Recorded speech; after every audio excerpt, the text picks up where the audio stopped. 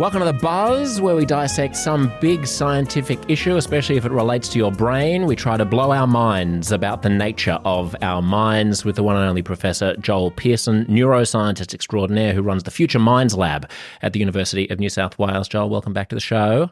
Thank you, Josh. Good to see you again. Time we're talking about today. Not the actual ticking of the clock, but the way that it... We might touch on the clock. Yeah, yeah, all right. Let's start with the big stuff then. What is time? So let's talk about time perception. So chrono perception. Right.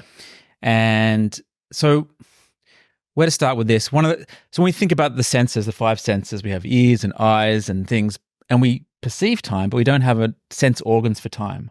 So it seems to be something that the whole brain does. There's no dedicated sense organ, no dedicated brain area. There's not a tiny bit of my brain that's sort of ticking away in the background? Yeah, there's no like these neurons do time perception. Huh. It seems to be the nature of the whole brain, and it's also, as we'll get to, affected by what else your brain is processing. So if you're highly stimulated, if you're highly emotionally aroused or scared, all these things will affect time perception. So it seems to be sort of intimately interwoven into what else the brain is doing. Right. So it's like double tasking, if you like. Meaning that so presumably when I'm highly aroused or when my brain is doing a lot of work and I'm thinking very quickly, time seems to take longer? Normally people report the opposite, that time goes by really quickly. But what about the effect of I'm in a car accident and everything slows down? Yeah. I'm playing a game of tennis and the ball is coming at me slowly. There's controversy around this. So, because there was some research and people have suggested that it was that time perception as you perceive it is changing in these things. And then there was this experiment by David Eagleman where it's a cool experiment. He had people first come into the lab, and then he took them all out to an amusement park in the US. And it's one of these rides where they're sort of hanging in a harness and they free fall like 30 meters and they get caught in a net. And they built this rich wrist watch thing where there was these sort of flickering lights. And the idea was that it was just flickering so fast that you couldn't read the numbers. So if your brain speeds up with all the adrenaline while you're falling, all of a sudden you should be able to read the numbers. That little bit of change in brain speed, if you like, should make the numbers readable. You read the numbers while you're falling, bang, good evidence that things change. They did the experiment, no one can read the numbers. Just as if they were on the ground. Yeah, it didn't seem to, it was just the flickering, the lights were there, they couldn't read the numbers. Then they did something where they had people estimate how long they were falling for. And then they had all the participants stand there and watch other people falling and estimate how long they were falling for. And the two estimates were different. Right. The subjective estimate was longer? When they estimated their own time that were falling through the air, it was about 36% longer. Right. So they concluded that it's not due to perception changing in real time as the thing's happening, but it's due to the richness of the memory, and the memory's laid out differently. And so when we go back and think about things, it's different, right? So if I witness someone else fall, there's no adrenaline, so my memory's just as normal. When I'm in there, my memory's laid down differently. So when we think back to the car accident, the thing, or the hitting the tennis ball, we remember it differently. We think, oh yeah, it was definitely like slow motion. Everything slowed down because my brain was speeding up.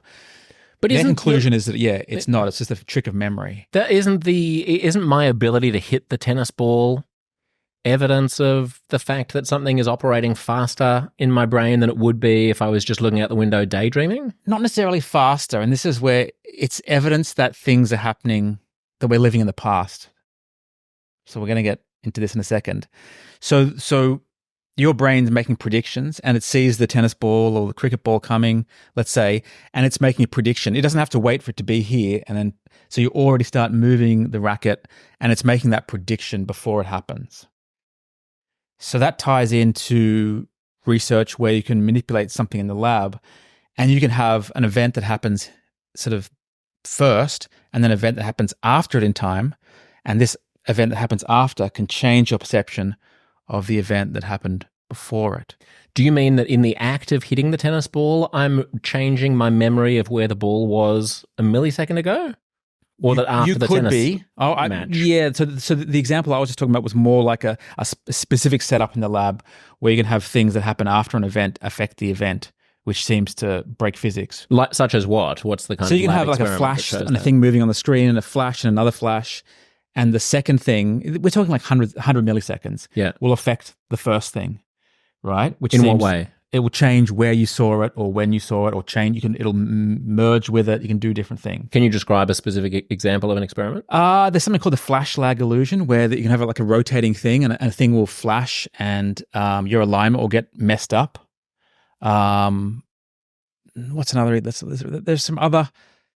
I can't think the name of them, but there are visual illusions like that where you can have things later in time. Or another example would be if I do this. He's tapping, for people who are listening to the podcast and not tapping my watching on foot YouTube, and my nose, tapping foot and right? nose at the same time. And we know that there's the signal from my toe to my brain takes longer than from my nose to my brain. Right. But I perceive them perfectly in sync. Right. But that's because your brain adjusts for the fact that it knows that it takes time. Yes. But that means there's a buffer in the system, and that's what I'm getting towards. Ah. So we're living in the past. And so if things that happen, either they should be happening, you should feel the nose tap before the foot and you don't. tap. And there's other hang on, examples. isn't it because you know that you're tapping your foot and you can see that you're tapping your other foot? people can do it for you. So if I blindfolded you Yeah. and tapped your foot and your nose at the same time, and you didn't know that I was going to do it, I'm pretty sure, you would still feel them happen at the same time. I think so, yeah. So the nose sensation is being delayed somewhere in your brain. Everything you experience is actually being delayed in your brain. Artificially, or just because of the time it takes the way the brain works. To... It takes even from your eyes, it takes, let's say, 150 milliseconds to 200 milliseconds for the information to be processed, to go back to the LGN, to the visual cortex, and then it bounces up and the information comes back down. So really, we're living in the past by a few hundred milliseconds all the time, right? But that natural delay should differ between the nose and the toe. It gets absorbed within that window. If my leg was like 4 meters long, that would take too long, right? It wouldn't have the capacity to absorb that. So a snake that's very long, if you tap a snake's tail and then snap it, and then tap a snake, maybe, hopefully not a poisonous snake, like if it was really long enough to be, I like it, to take a full second or something for the... Or the longer the snake, the more it lives in the past. Or the longer your leg, the more you live in the past. In other words, so that's what I mean by the buffer being artificial. Like the buffer is not just an artifact of the fact that it takes time for the sensation to go from your nose to your brain. It's almost like it's being intentionally delayed from your nose in order to account for the possibility that someone's going to tap you on the foot at the same time. It could be a bit of that. I don't think we know the answer. But that's interesting. But that's not really artificial, though. What do you mean by artificial? Meaning that your brain is not collecting the information from the nose tap as fast as it possibly could, because if it were, then the nose tap would precede the foot tap. Right. Yeah. Or there's just a buffer, and you have this binding problem. The brain has to figure out which things go together, right? And so it gets more complicated in the actual brain because the parts of my brain which process the color and the movement, one's here, one's here, one's here. They're all in different parts, and so the communication between those takes some time, but you never perceive the color. You rarely perceive the color before you perceive the motion. Now, you can actually set that up in the lab when you have a quickly changing thing. It's alternating. It's doing this and going like red, green, red, green, red, green. To see that perfectly in sync, you actually need to offset. I think you need to, delay the color ever so slightly. Oh, is that right? So you can actually set that up. So in other words, for you to see it perfectly, it has to kind of go like red, green. So that not everyone's watching the YouTube, but if you're listening to the podcast, then you're basically saying that if because you perceive motion before you perceive color, you would need to offset the other color. way around. No, the color has to lag, I think, the motion. You see the motion first? You first? change the motion, and then you got to change the color a little bit afterwards. Oh, interesting. So it's like a misbinding. Because of all this, there's all this stuff's happening at different times in the brain. Because neurons are firing around from different parts of the brain. Parts of the back and the front. It's so amazing that it all just comes in. It all together. And we have this experience of being live and seeing things as if they're consistent things across space and time, but actually it's just a jigsaw puzzle that our brain is piecing together. I mean, the binding problem's a classic conundrum and a classic thing that hasn't fully been solved in neuroscience. And what's a binding problem? So binding the shape and the color and the movement all together. So how do I know that the color belongs? So I move my hand. How do I know the color of my hand belongs to the hand and not? Why don't I see the blue here in my hand? So how do I bind the color to this shape of the couch? Sorry if you're only listening. How do I bind the flesh color of my hand to my hand? And how does my brain tag all this? How does it know which signals? Why does it need to? Because it breaks it. Because it's like the Humpty Dumpty problem, how it's been referred to. Because it breaks it apart and sends it off, ships it off to different parts of the brain, different neurons. And we have good evidence that if you damage one part, then you don't perceive motion anymore. If you damage a different part, you won't perceive color anymore. And then there's a whole lot of other evidence. I see. So because of different... The consciousness is happening at different areas. Right. But then it's happening here and here. How does my brain then know which bits belong back to... It's got to bring it all back together again. Right, because your eyes see your hand moving in front of your face and they send the signal to your brain, and then one part of your brain deals with color, another part of your brain deals with motion, and then they all come back together. So how does it get back together again? Right. How does Humpty Dumpty get put back together? How does it?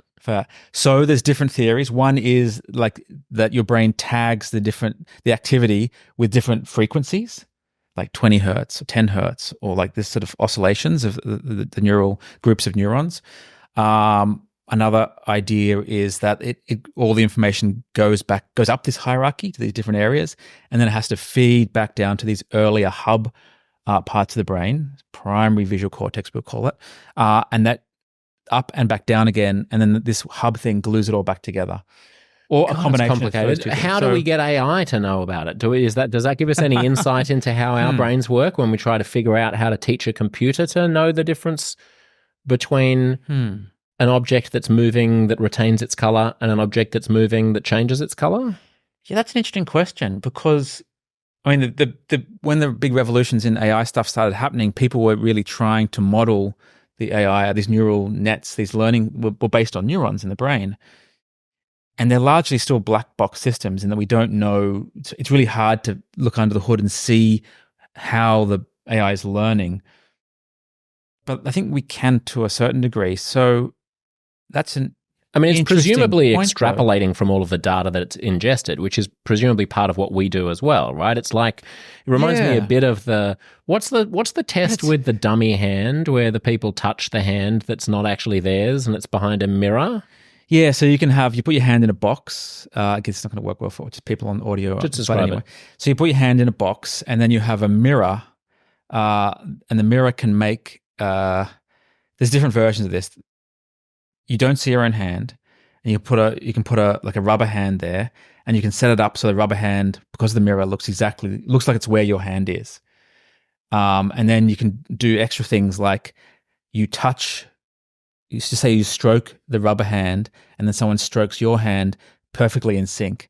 And once you start doing that, your brain binds up the visual with the tactile.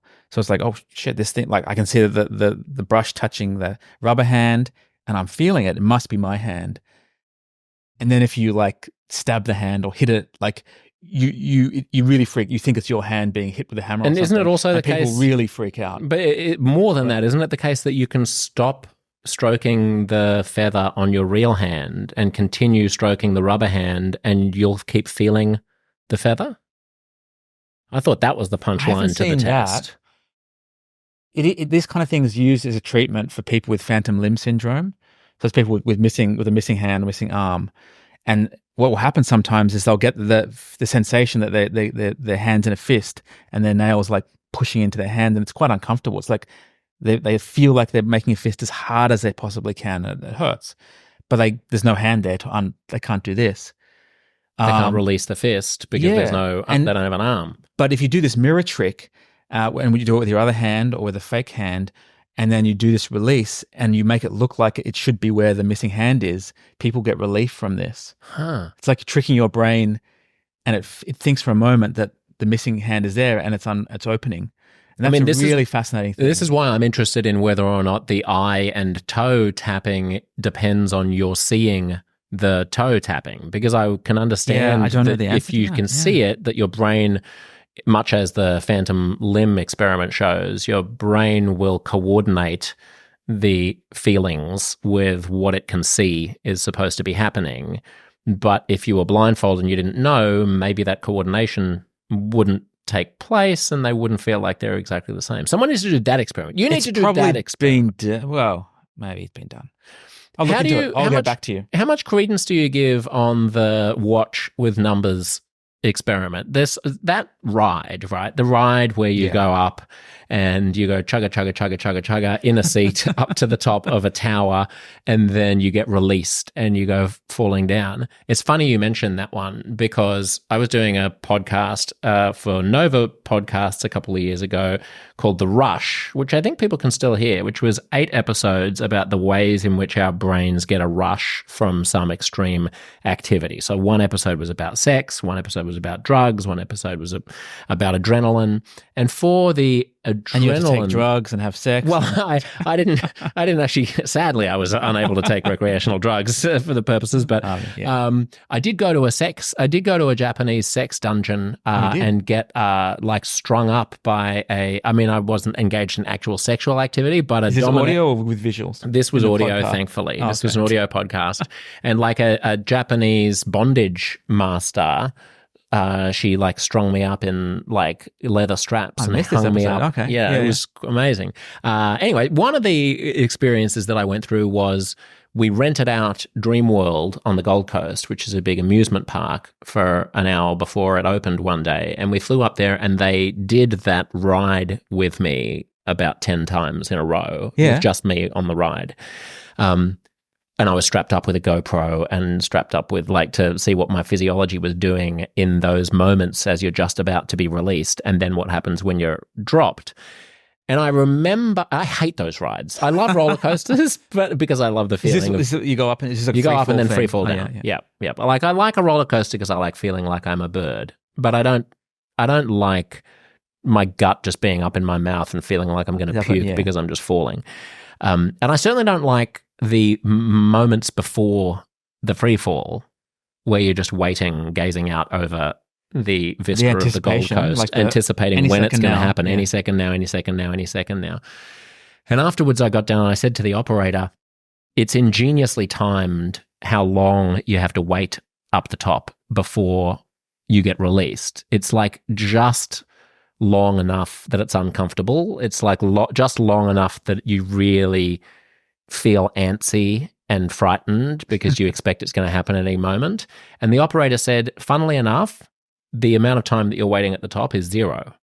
Well, it goes up and drops. It goes up and it drops as soon as it touches the top. And all I was feeling was those final moments, maybe a second or a fraction of a second when it's so slow that you don't have a sensation of motion anymore before it touches the actual top and then releases you down. So certainly my subjective experience, it wasn't minutes after the thing. It would have been seconds or milliseconds after the drop began, was that the time was interminable. Certainly felt like the time was passing interminably while I was there. I certainly remember thinking, fuck, when is it going to happen? When's it going to happen? When's it going to happen? And it's hard to separate memory from the actual thing, right? So how do you know whether... Because now all you have is the memory, right? But is it the right? So you got to measure it. Is it the right test to say? Can I read numbers that are flashing very quickly? Why would I necessarily have the ability to do that? Well, just because my experience of time has been slowed. You also have to add in that, and it would affect like visual processing in the visual cortex. Exactly, right? And that's so, and it may not. It may be other parts of the brain, or so it's only testing one narrow visual perceptual. Yes, dimension. It strikes me as the wrong experiments. Yeah, I mean, you would need to ask me. I suppose you can never do it in real time because everything becomes a memory of the previous millisecond, doesn't it? But you would sort of need to ask me in real time over a headset, like, how long does it feel you've been up here? But I guess I'm still. You could do timing intervals and drop people from different heights and see do that. And so they're actually trying to time it as they're falling, right? And then I guess you compare it to watching other people, a bit like they did, but try and take out the effect of memory. Yeah. But it gets tricky, And just because I could count 1, 1,000, 2, 1,000, 3, 1,000 at the same rate when I'm waiting for the drop as I could after the ride, does that mean that the experience is going at the same pace? Because I could still be having the same... Well, if your brain speeds up or the brain processing changes, then you would be counting differently. And you but again, the assumption there is that my language slows down as well, which is another assumption like the visual thing. There's something... It's a hard... I mean, this is, we get pushed up against this problem all the time, trying to separate the thing from the memory of the thing, and you just have to do it in real time. Right. So yeah, the perceptual flicker thing is one way to do it. Okay, so let's assume that we don't know that time slows down in extreme situations. It certainly is different in memory, and there's data from that. And the theory around that is the richer your experience of whatever, on your vacation, your holiday, the more stuff gets pushed into it. Your brain thinks, oh, that must have been a longer period because there's just more things happening, more stimulation, more different people, more scenes. Right? If you're sitting in a cell for 3 or 4 days and nothing happens, then as you look back, it's going to be like it was like a couple of hours, or because nothing changes. Right, but it might have felt interminable. It might have felt like 3 weeks. And so that's at the time it would just drag and drag. But later on, you should get this flip where the great vacation, in memory feels like it was spread out, but at the time it's like, oh, the day's over already. Damn. Yeah, interesting. Sitting in the cell, it's like you look at your watch and you think it's the afternoon, and it's like a minute's gone by or something. And does pain extend time? Do we know? Because there's like experiments anything. Where there is some new research that came out last year showing that, again, look, this is like really like 100 millisecond times again, really short, which for the brain is actually a long time. That as your heart beats, it affects your time perception. Ooh. As the heart contracts, your perception of time actually gets shorter, and then as the heart relaxes, your perceptual, you think time, the same amount of time is longer. So when you have to do these things where they can put these stimuli on sound or visual things, and they measure your heart, so they time it, they sync it up. Yeah, and you'll perceive the same thing to be shorter or longer depending if the heart's contracting or releasing. Does that mean that having a fast heart rate changes your time perception versus a short? But it seems to be like slow? So it's both within the contraction and the relaxation. Right. Okay. So it's boom, boom. So it's moment by moment. So it's not like alternating faster and faster as a heart rate. It's not like goes up. I can just give myself hypertension and therefore experience time differently. No, but that was interesting because there's a lot of new research linking the heart and breathing and all this stuff we tend to think of as just the body, whatever.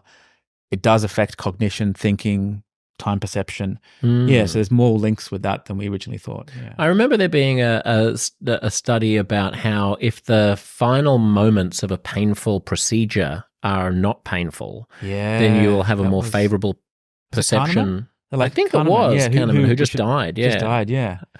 Can you explain that? Do you remember that? I think it was a colonoscopy study. Yes, from memory. It was. Yeah. So, and this, I think it's similar for holidays as well. That these peak experiences will sort of mess with your memory of the whole thing.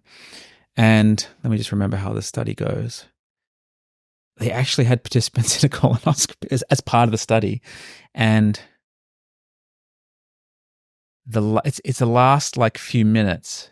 Yeah, I think what they did was, from memory, correct me if I'm wrong, they extended the duration of the unpleasant procedure in order to make the end of it less unpleasant. So they pretended to still need to be doing things, but those things were non-invasive and non-painful. But the low pain goes for longer. That's right. Yeah. Yeah, and so and people reported subjectively the experience being less painful, even though the peak pain was just as painful. I don't know who's doing these fucking colonoscopies, by the way. They're not supposed to be painful. You're supposed to be sedated. I think they did a study a while back, and I think in some of his interviews I've heard him say like, everyone relax. This was done. It's different now. Right now, they give you fentanyl, a painful thing, and morphine. But anyway, so it was supposed to be. It's equally painful, but if you have a pleasant final, the last couple of minutes, you remember the thing. In other words, your intuition might be, I just want the painful experience to be as brief as possible. Yeah. But actually, you'll remember it as being more painful if that's the case than if it's a longer experience, equally painful, but ending with less. If at the end less there's pain. less, you've got to drop. I think you have to drop the pain. At the Same end thing with a holiday, which would be Yeah, I think so, yeah. at the end. If you have a peak experience at the end of the holiday, you'll remember the whole holiday as being better. And if you have a bad experience at the end of the flights holiday, on the way home are all messed up and the delays and everything. your bag gets lost on the way home. Suddenly the whole holiday gets tainted. You remember the whole holiday is like, it wasn't very good. Yeah. Interesting. Yeah, it's interesting. Yeah, memory. People think of memory as this like phone video recording of the whole thing as it happened. And it's not. I mean, you have visual, optical illusions. People know about those, but there's effectively illusions in every part of our mind and brain, right? And there's lots in memory. You have to try and remember a string of numbers. The stuff at the beginning and the end are easy to remember. Everything in the middle is really hard to remember. These peak experiences. So it's not like a video recording of what happens in your life. It's sort of certain things are laid down in memory, and then we sort of try and reboot that memory with these little fragments that are there. And so it falls bias to all these things about the nature of how the brain is processes the information. And so in terms of time, it certainly strikes me subjectively that the amount of novelty that takes place in an experience affects my memory of how much time it took. In the sense that, to go back to the holiday example, if I'm going on a vacation on a holiday and I'm bouncing around a bunch of different places and having quite varied experiences in each place, then the 2 weeks feels like longer than 2 weeks. And Absolutely. if I'm only staying in one place at one resort... Funny you should bring this up. Let's try and do a visual demo. We'll try and do it to the camera. Okay. And see if you can see it too. We'll load this in but if you can see it on the YouTube. Let's wait for it to just reset. So what it's going to show... To hear the rest of this conversation, go to uncomfortableconversations.substack.com/listen, and you will get your own personal premium podcast feed with at least 3 extra episodes of the podcast every month and heaps of extra stuff, including the remainder right now of the fabulous conversation you've just been hearing. If it was worth listening to this much of, don't rob yourself of the rest. Pull out your phone right now and search for Uncomfortable Conversations on Substack.